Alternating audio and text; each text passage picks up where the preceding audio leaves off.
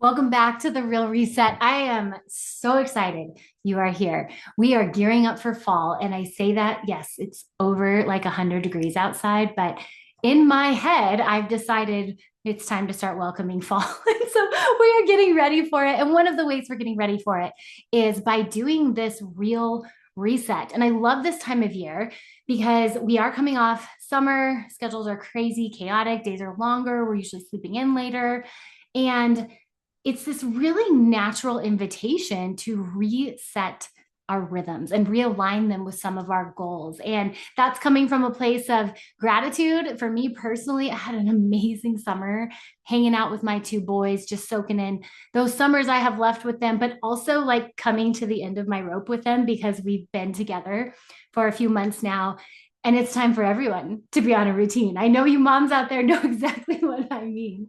So we are welcoming in fall with this real reset. And as I'm going to be talking about with my amazing guest, Micah Howard, today, we are talking about walking up to this reset, walking up and warming up for it. I love her insight. I love her energy. She is someone who's been on my team for many years and is coming in at a new capacity this fall. And so I'm excited to have her on the show as we unpack some of the lies that keep us stuck and how we can properly warm up for an effective reset. Guys, these podcasts are dropping every week this month. So excited about that. But ultimately, these are warming us up for the live masterclass on September 2nd, where we are going to gather together in person. I love these things because, here in the podcast world, it's so fun. I mean, don't get me wrong, I love this. I can go off on a rant for a long time. Sometimes, like, my squirrel brain takes over. But what's so cool about these master classes is we get to come together live. And so if you have questions,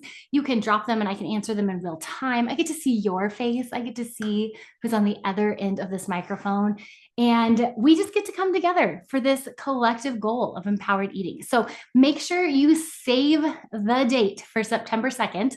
Reserve your spot in that class. You can find all of the information in the show notes. And if you're enjoying this Real Reset podcast series, I have an idea. Why don't we share it? If you share it on any social media platform and tag me, I'm actually only on Instagram at JustBrownRD. So if you share me somewhere else, cool, just screenshot it and email it to us. But we are actually going to select some winners to receive my favorite sleep supplement stack. Guys, these are my two favorites, and they just work wonders for those of you that have busy brains and have a hard time shutting off at night. Maybe you're going through some perimenopause stuff. Hello, I'm there with you. These two are absolutely amazing. I've got a sleep stress relief and a magnesium glycinate that's just this magic combo. So if you want to enter to win those, please, please, please share this episode, share something we share on social. All you've got to do is make it known that we are resetting together. And then we're announcing that winner live at the masterclass, but you got to be present to win. Guys, so excited today. Like I mentioned, we are diving in to the real reset this week, unpacking some of the lies. And, before we get into it, I got to tell you this last thing. I was reading in one of these amazing books that I'm reading. It's called The Artist's Way by Julia Cameron. And she was talking about perfectionism. And she mentioned how perfectionism, as we know, keeps us very, very stuck. And I see that to be something so prominent in the empowered eating world. It's like we want to eat perfectly and then we're trying to let all that go, but then we want to go into the empowered eating world perfectly. And so much of what Micah and I are talking about today is going to help demystify why that just isn't possible. But one of the things I took away from Julia Cameron's book this morning was she discussed how perfectionism is often disguised in the words, I can't. I can't stick to a meal plan. I can't stick to a plan. I can't exercise at this time. We have all these I can'ts. And she said, what we're really saying when we say the words I can't is that I'm not willing to do it imperfectly. And I felt like a dagger to my heart, because how many times have I done that? Both with my health journey, with my self-growth goals, with my parenting, like I just can't do X, Y, and Z. And really what I'm saying is I'm not willing to approach it with a mindset of curiosity. I'm not willing to do it and mess up. And I think that can be really hard for some of us to let go. So I know today's episode is going to help us push past that perfectionism as we walk into this real, deeply rooted reset. I'm so honored you are here today. Let's go ahead and dive in. So, the connection between our gut health and our mental resilience is absolutely amazing. Can we just talk about this trend that is happening everywhere? Oh my God, I am so excited for this conversation today. Welcome to the Fuel Her Awesome podcast again. Thanks, Jess. It's good to be here. Now, those who haven't heard you before, heard your story, we actually did a series a few months back where you walked through some of your own empowered eating journey, and we'll touch a little bit on that today. But first, let's just give some background to the folks who don't know you. You and I are going on our fifth year of knowing each other. Wild. Yeah. It's so wild. But tell me a little bit about just like what's going on in your life right now. You have some really exciting things happening.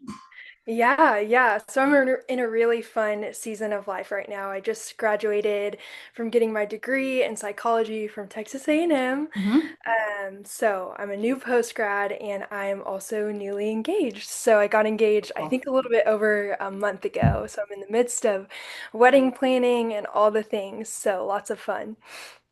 Do you guys have a date yet? I think so. We're thinking for the fall, Oh my so gosh. very quickly. But yeah, I love that. That's how my husband and I did it. You know, we once we knew, and we were like, let's not waste any time. Let's get this done and start our lives totally. together. Absolutely.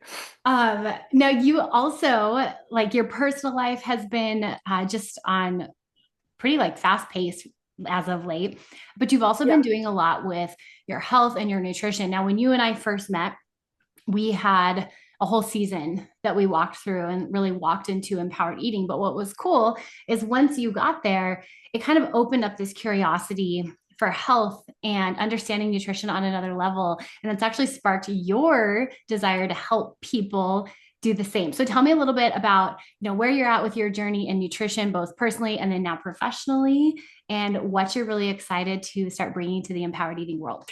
Yeah, that's such a good question. So I'll start with personally. I've actually been thinking about this a lot recently. I just got back from going on vacation in Europe. It was amazing. We went to London, and there was just so much yummy food there. And I spent a lot of time reflecting while we were away, just realizing that so many times when we had sat down together one on one, this was my freshman year of college, so Yeah. the 5 years ago, where it's almost felt impossible to be able to go on vacation and enjoy. And I remember you using this language of how you were able to experience it, and I felt like I would never get there, you know? I felt so far from that. And while we were in London, I really felt like, oh my gosh, I understand what Jess meant. Like, I really feel okay. I really feel free. I really feel like I have a choice to be intentional. I have a choice to enjoy, and it doesn't carry the same kind of weight that it did before, where before it felt like every decision I made had something to say about me. And if I didn't pick the quote unquote right thing, it just would crash the rest of my day, you know? And so that's not the case anymore. And so from the very beginning of us meeting together, I realized just how much more complex health really is. It's not just exercise, it's not just food, it's so much more integrated than that. And so I just felt this fire inside of me to be a voice in a world where there's a lot of you should be doing this and it should look like this for you, and it's so different for everybody. And so I'm just so excited to be able to come alongside people just with a voice of grace, a voice of safety, a Mhm. voice of empowerment. I love that word that you always use. So that's where I'm at, and that's why professionally I want to go into this field as well. Yeah, so well said.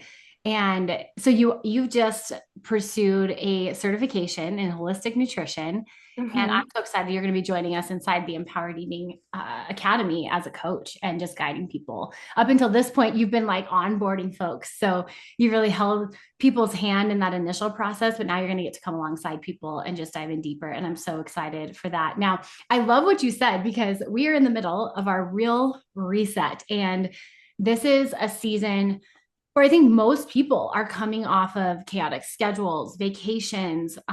We're just out of our normal routine. And what you just captured is so valuable, right? Because you just captured like going on this amazing trip overseas and being able to just enjoy food and not feel like bogged down, like, oh, I've got to pay for this when I get back.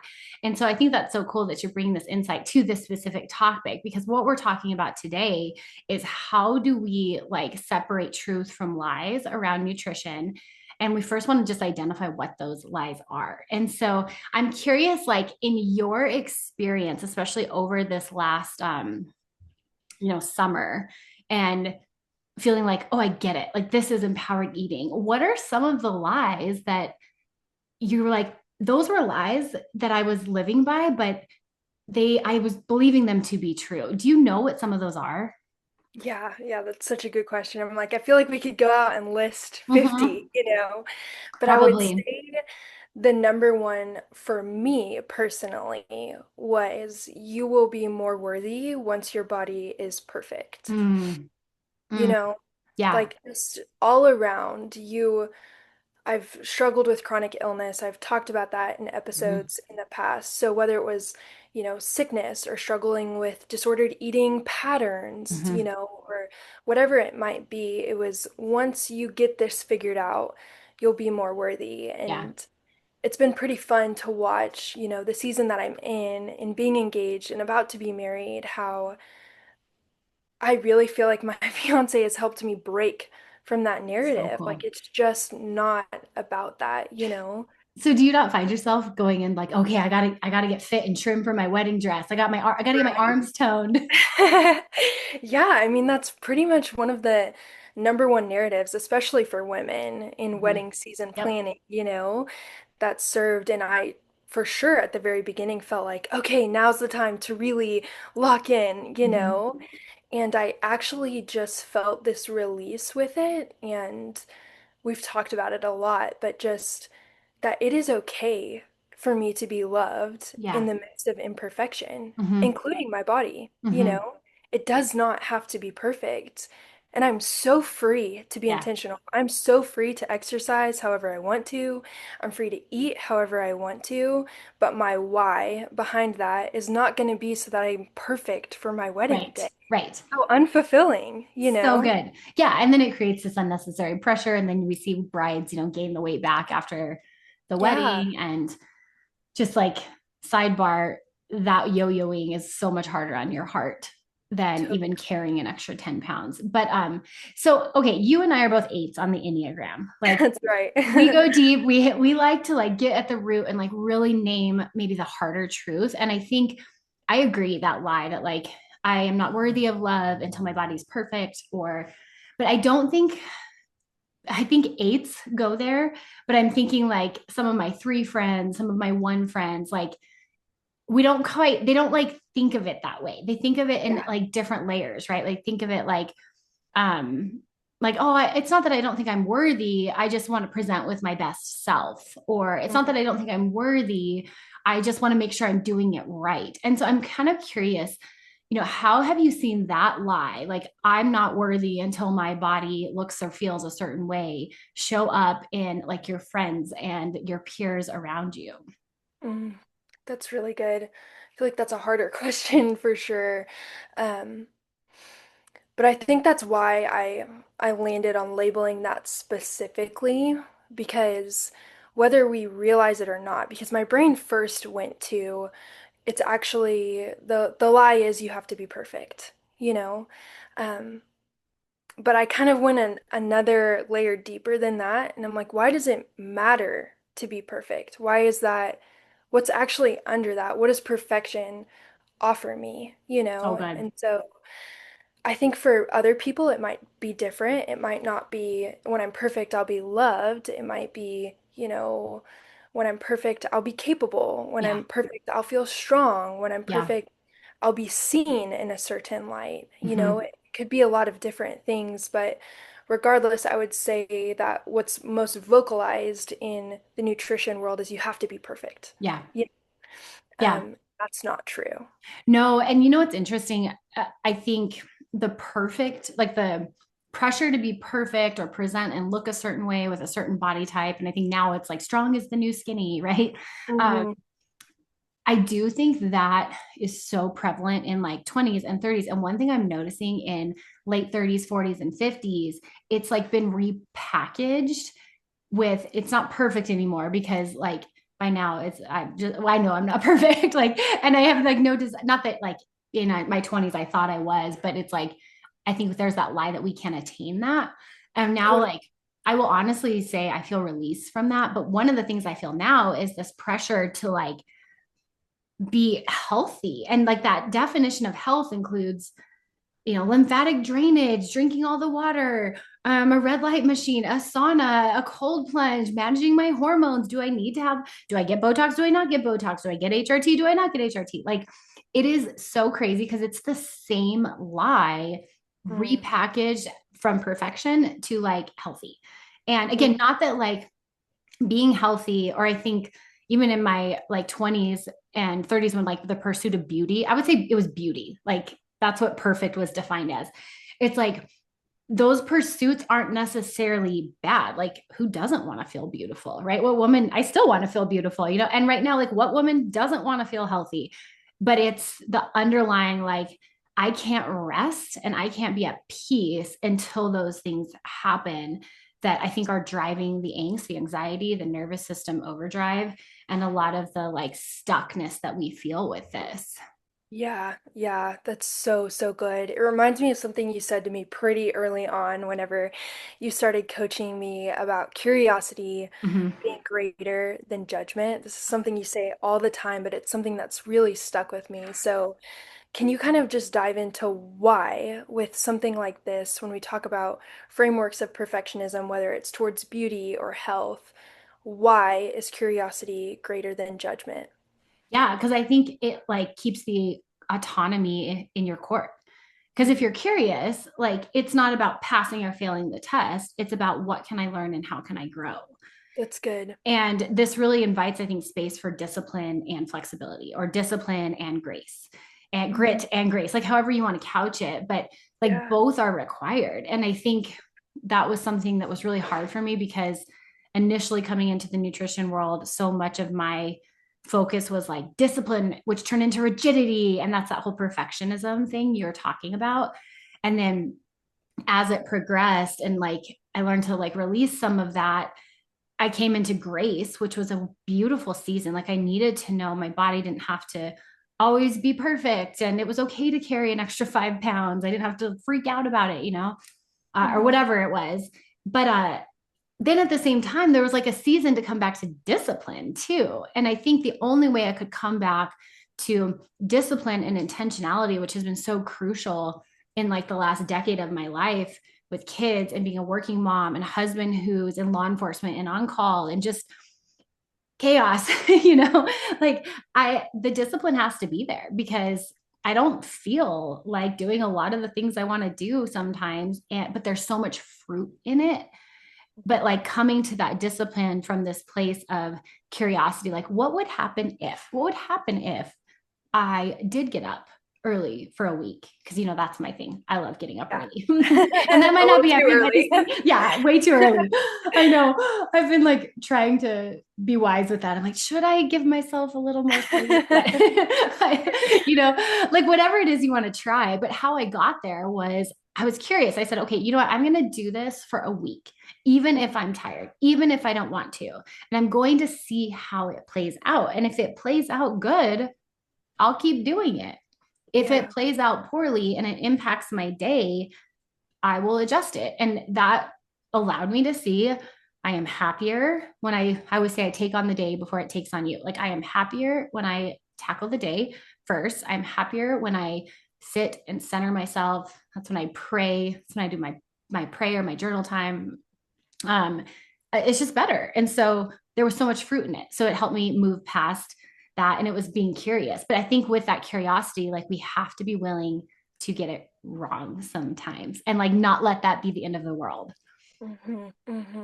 So I love that you hit on that there was that period of walking in grace that you Hmm. had to experience to be able to make the transition back into discipline. And I remember whenever you were first coaching me, that felt wrong.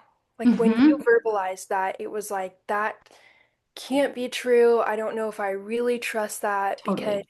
if I choose to lean into grace, that could mean things get so much worse and it's going to feel so much worse. So, my question to you, Jess, is I think this is a lot of times where people can get stuck is Hmm. how do I actually trust that? How do I make that transition to lean into where I feel like I need to, but it almost seems wrong? Well, okay, so I know how I did, but I'm curious how you did. Like, I'm going to flip that right back on you Oh because no. I mean, what I remember from that season of grace is like sitting in almost like just sitting in the discomfort. I call it sitting in the ick and seeing that I was okay. I mean, this was years, I mean, this was like 25 years ago when I was in college and I was overcoming my eating disorder. So, like the extreme swing here. And I know not everybody feels to this extreme, but I do remember like coming out of I struggle with bulimia, my bulimic behaviors. And I was in a like kind of like a hostel. Well, I was a hostel, yeah, in New Zealand. I was studying abroad. It was like so Wow. fun, yeah, so fun. But it was really colored by my eating disorder at the time. Mm. And so I went on this week long trip with a group of friends, and we're like in this hostel. We're all in bunk beds. There's one bathroom. We're all eating together. And like I had no space to even, I couldn't engage in the behaviors I wanted to engage in. So I had to sit in the discomfort and like sitting in that discomfort and seeing like, I'm actually okay. Like I don't feel better, but I don't feel worse. It like Yeah. started to poke holes in this lie that like the obsession and the poor maladaptive behaviors were actually fixing the problem. So I had to actually sit in the discomfort, which is why I encourage people to go through curiosity and or have a posture of curiosity. And this is where I think like this is why I have a 4 month commitment in our Uh-huh. Empowered Eating Academy because inevitably if we give someone 4 months, they will get to a point where they have to sit through some discomfort, whether it's a physical discomfort or an emotional discomfort. But like getting through that discomfort and coming out the other side is where I think we build resiliency. So that's an Mhm. extreme example. And I've experienced that on repeat in like different areas. But yeah, so I'm curious for you, because it is more recent for you. Like, when did you feel that the discomfort was okay to move through? Like you didn't the grace was allowed and it wasn't going to mess everything up. Yeah, that's so, so good, Jess. It was kind of a similar-ish experience. I would say I remember I was a counselor at a summer camp and I was walking with junior and senior aged girls. And so it was a lot of girls coming in with all sorts of things that they're walking through. And of course, eating disorders were mixed in there, body image issues, and every day we'd eat breakfast, lunch, and dinner together. We're going into the dining hall, and it's mac and cheese and chicken tenders and pancakes and, all the camp food. And I remember sitting at the table watching my girls, some of them choosing not to eat, some of them, having other things that they're struggling with. And I remember feeling like, I want to be on the other side of this. I don't want to be sitting here at this table Wow. not able to say, you can be free too, and this Mm-hmm. can look differently. Mm-hmm. I promise. Yeah. I was like, I actually feel like I'm in the same boat here. Wow. So I remember because that was, right before I went to camp was when we were really meal planning and I was only eating what was on the meal plan. And then after camp, I remember calling you and being like, I don't want to do this anymore. And I actually think I want to lean into something else. And, Mm-hmm. you know, that took a lot of courage. And it took a lot of courage for you, and it felt uncertain. And so I love that you hit on like it's okay to just lean into the uncomfortability. Why not? Mm-hmm. Because it kind of goes back to that what if question. Like, Yeah. what if I leaned into this and I actually felt free? Yeah. What if? Rather than like That was also something you've told me before is if we're going to do the what if game, if we're going to Totally. play out all of these negatives, then we're going to balance it out and play it out with the positives too. And I will say that it did not come with, oh, I started leaning into grace and then my body ended up exactly how I wanted it Yeah. to. My story was actually I leaned into grace. I saw my body change. It was super uncomfortable. And then I lost weight, I felt more comfortable, and then I gained even more weight. Like it was just this roller coaster ride where I always felt like I'm gonna be changing and I don't know what to trust. And that was all part of it though, Mm. and it was going through those motions for a long time. It was years Wow. until I got to this past spring where I felt like, okay, it's time to be more intentional. Hmm. And then, vacation rolls around and I'm in London and I had this framework to Yeah. stand on of I am so free to enjoy this. I can trust my body. Even if I gain weight, it's okay. It's Hmm. totally okay. I know the Hmm. rhythms that I'm coming back to. Hmm. I know how to steward my body. I know that I actually enjoy that. Hmm. But I think the missing piece for me was at the very beginning of my health journey, I felt this pressure of time. It has to be Hmm. fixed quickly. Hmm. I need to get out of this quickly, Hmm. almost this immediate gratification thing. And so the longer that God built up endurance within inside of me to realize there's actually no rush, Hmm. it's okay if this takes a long time, that I feel this just pressure lifted off. Like Yeah. there's so much time to be intentional, there's so much time to be free, and it's okay, you know? Yeah. It's so good. Yeah. I mean, we're going to lean into our faith here just a bit, but like if we're talking about the entire concept of faith and like a God that loves us and unconditionally loves us, like grace is a part of that equation. And what baffles me is I see so many people forget to include that part in their health journey. Cause you're right. I think this urgency of like, oh, I got this one, bad biomarker. So now it's got to be fixed right now. And well, on the one hand, I can appreciate that because there's some like value of life. We want to steward our body well. At the same time, we've lived this long, eaten the way we've eaten, or right, like you've Yeah, survived this long that's without good. restricting, and you're still here. So I mean, I think the concept of grace is so valid. But one of the things that you said that I really want to hit on is this idea that you're sitting with future generations of women and you realize if I don't walk this journey, I cannot promise them freedom. And that's something that speaks so deep to my soul because I love working with women one on one and seeing their lives transform. But what's even cooler to me is the ripple effect that that has when they go home to their daughters and their nieces and they get to show them what it's like to be free from pressure, perfectionism, unbothered by the Instagram and social media, whatever trends are trending right now, just unbothered by it Yeah, because and at the same time take care of themselves, right? Like we're not talking about apathy here, we're talking about like still taking care of your body and stewarding it well. And so I think that's so cool that that was a pivotal moment. So I'm curious, when you were at that camp, I do remember when you called me and you came back, yeah. I was like, yes, because when we went on that meal plan, oh, I remember thinking, and I do let clients lead. And again, like this, sometimes you have to get it wrong to get it Yep. right. Yep. And I remember when you wanted to go on the meal plan, I was like, well, we'll just see, I'll keep asking her the questions until we get to the root of this. And I don't pretend to know your heart. And so we went through with the meal plan, but when you called and said, I'm ready to lean in, and here's why, I was like doing cartwheels in my head. I was so excited. But I'm Yeah. curious, what sitting with those girls and going, okay, I have to push through this. Like, was it the presence of them that got you through the discomfort? Like what was it that really helped you release and forge a new path? Yeah. Yeah, that's such a good question, which I think it just requires, that faith piece Mm-hmm. again.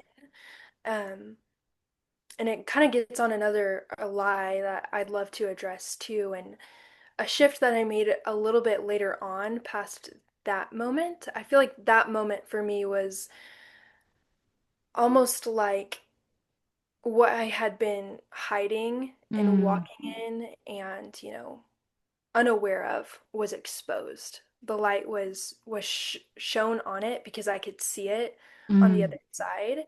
And so camp was more like, okay, this is actually what this is, and this is unhealthy, and this is not what I want. mhm. And there was some time in between trying to figure out what do I want Yeah. and what is okay and what are my values. I never thought about my values before working with you, and I didn't even know it was okay for me to have my own to think through, and so there was some time in between there, but the lie that really shifted me and kind of um, helped me to walk further into healing was um, your body is a problem to be fixed. That was something Mm, I was really living mm, under mhm, versus your body is a gift to be stewarded. mhm, And so when I was able to make this shift of, I'm good, mhm, I am good, I am fully good. Everything is about me is good. And I was saying that when I was sick. I was mhm. saying that when I had gained over 40 pounds. Wow.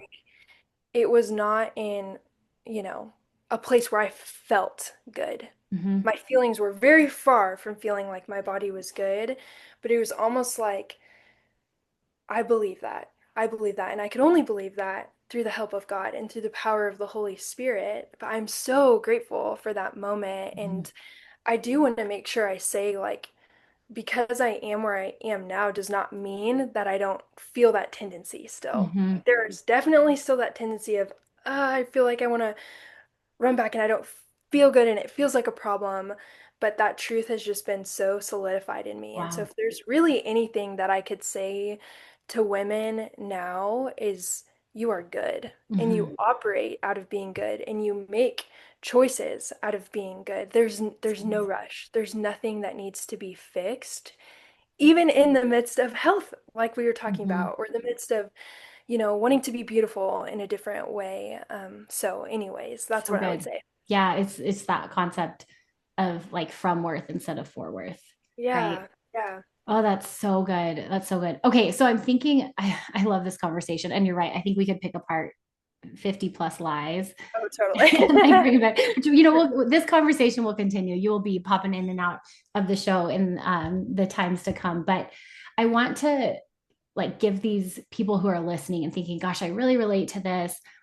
Whether it's in the season of pursuit of beauty and perfection or the season of pursuit of hormone balance, whatever it is, we're in the middle of this reset. And so what I'm so passionate about in this reset is that it's not like a here's a 12-day detox or and not that those can't be helpful, Sure, but I just think we have to have these conversations before we integrate some of the like core nutrition tools, which is what we're going to do when we meet live on September 2nd. But like, what can people do right now? How can they transition into this new season of reset because we are returning to some rhythms?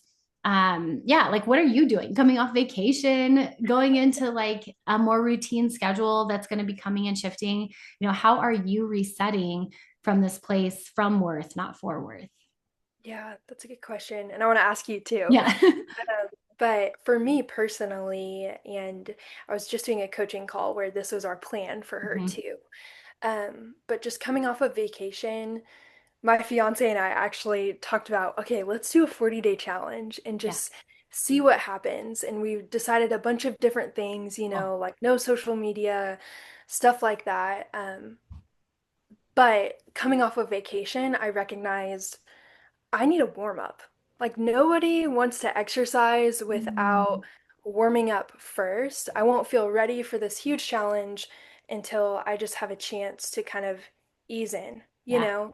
And so for me, that's what it looks like right now, being gone for 10 days. And now this week is I went to the grocery store. I'm going to eat some Whole Foods this week, kind of get back into exercising. I kind of put a loose, I'd like to move at least 3 times So this good. week, just different things like that to where then next week I want to bump it up a little bit. Mhm. But at least I've had that time to kind of shift into doing more of a challenge. So that's where I'm So at. good. I Yeah. love that. Yeah, because I think the word reset means like all in extreme, right? Yeah.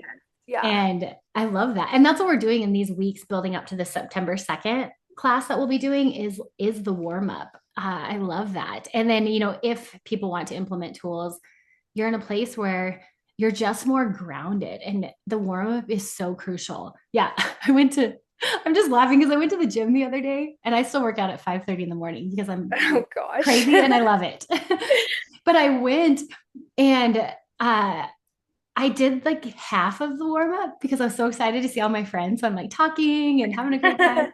And I get into do a mountain climber, which is like where you hold a plank and then you pull your knees up and back. And like as soon as I did that, I don't know if it was my quad or my adductor, it just seized up. Oh no. Oh my gosh. And I was like, what just happened? And then I couldn't do the whole workout and everything was a mess. And, it was my own fault. I didn't warm up. I just did it. I warmed up my mouth, not my leg. And so I see that happening when folks come back from these seasons of play or chaos or just different priorities. I don't think anything's wrong with that, just different priorities. And they Yeah. don't warm up. I love that. Yeah. So getting back to some rhythms, I guess what I'm doing, because I'm in the same, Okay. I was just gone for like 13 days visiting family with my kids. And prior to that, I was like here for a few days and then visiting family before that. Right before that, took the boys to Universal. Like we just lived So our fun. best life. Yeah, it's been so great. But yesterday was my first day back in routine and rhythm. And I'm the same. Like I can't, my desire was like, I'm going to go to the gym 5 days per week because I feel like I've lost all my muscle. Like that's what my extreme brain says. Yep. And I definitely feel that, even knowing all that I know. I feel that strong. But what I do instead is I get back to the core rhythms that support me. So my morning routine is so critical for my rhythm. So got up early. It was hard to get up early Sure. yesterday. Yeah. This way, today was a little easier. Tomorrow, I think it'll be easier. But I added my morning routine back in, and I'm actually just going to 2 days a week of lifting. And then Okay. my kiddo is trying to run a mile and a half 3 times. So I'm going to do a little jog with him, which is great because he's 10. So it's a very So fun. nicely paced at this point. Yeah. Like he will outrun me soon, but right now, mama outruns him, and I'm totally okay with that. Atta girl. So yeah, it was kind of the same thing. I was like, okay, that the morning routine, I'm going to try to go to the gym twice a week. And then definitely getting some fruits and veggies. My body's like, give me an apple is how it's Same. been feeling. Yep. Yep. And then I do know that like that will build. So this week will consist of that. Next week, I'll probably add an extra lifting session in. The week after that, the boys go back to school. So I'm going to have some more time for some meal prep and more intentional food patterns. So yeah, it just builds. It's a warm up. I love that. And then again, like what that does is sets us up for more of the focus, concentrated things like your 40-day challenge that you're going to do. My husband and I have some energy goals this Okay. season. We're both Ooh, coaching our boys. I'm coaching soccer. My husband's coaching my other son's football. fun. So fun. I'm so excited. But we're also going to like, we're transitioning to hybrid homeschool this year. Okay. Yeah. And this is as you know, this is our practice's busiest time of year. So we're gearing up for a very full fall. And so with that, one of my big goals is to be very organized with my food because I need to be feeding not just me, but my family. And we need a lot of energy coming up. But Good. I'm not there yet. Like you said, I'm doing the warm up first. Totally. Totally. I love that you're able to think about it like that, though, you know? Yeah, it's necessary. And I love your warm up analogy. It's so good. So good. Yeah. All right. Well, we have lots of fun coming up. So we have a few more episodes on this real reset warm up. We're gonna coin that Micah's term.